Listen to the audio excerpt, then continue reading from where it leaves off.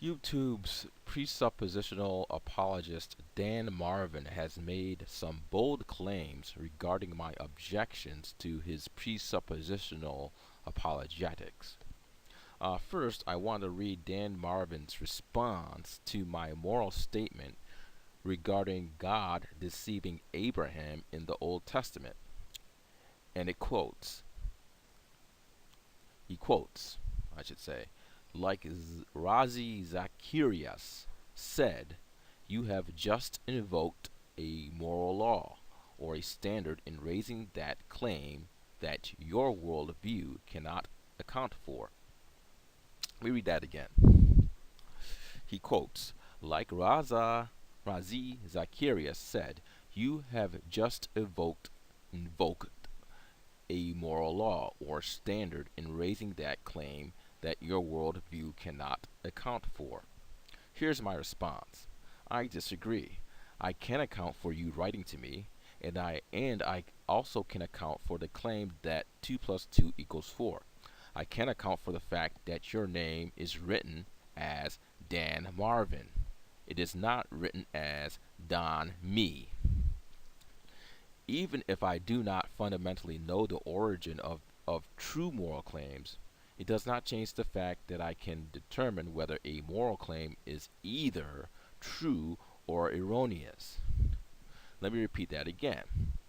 Even if I do not know fundamentally the origin of true moral claims, it does not change the fact that I can determine whether a moral claim is either true or erroneous.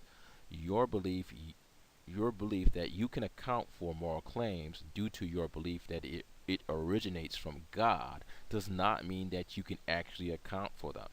Simply knowing who created moral laws does not mean one can justify the existence of moral laws.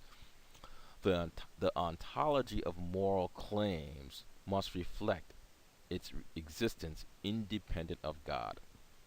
This is an important point, so I'm going to repeat it again. The ontology of moral claims must reflect its existence independent of God. Now, Dan makes an additional response. We cannot be wrong, and he quotes, we cannot be wrong about what God has revealed to us. Yes, you too. Here's my response. However, simply believing in God as the source of truth does not justify any of your biblical claims. Merely using a book that states God is the commander of moral claims does not mean that these moral claims came from God. These claims can be false, therefore, by your own worldview, cannot originate from God, since God is not the source of falsehoods. I am sure that you would admit that many quote unquote false prophets have made moral claims that were actually immoral.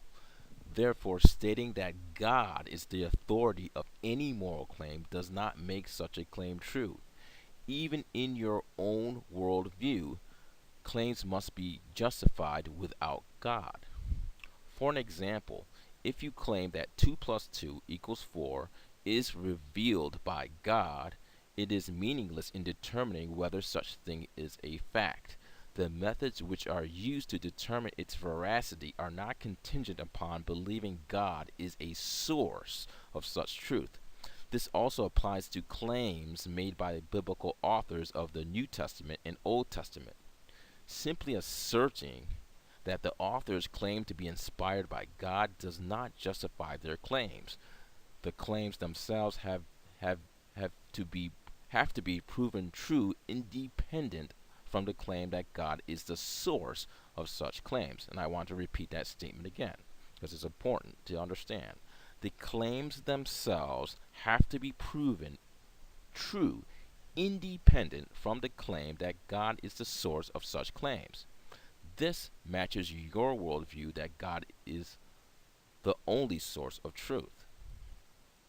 His last response that I would like to comment on is the following.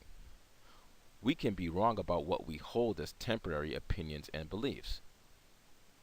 Yes, that is true, but there's no reason to blindly accept any of your biblical claims, since you have admitted that you can be wrong about what we hold as temporary opinions and beliefs. This also means that the biblical authors can be wrong about their claims.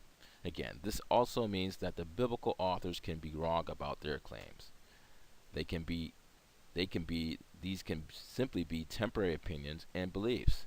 The burden is on you to demonstrate these opinions and beliefs as facts. And that's the end of my analysis of his comments, and I'll probably be adding some more. Thanks for listening.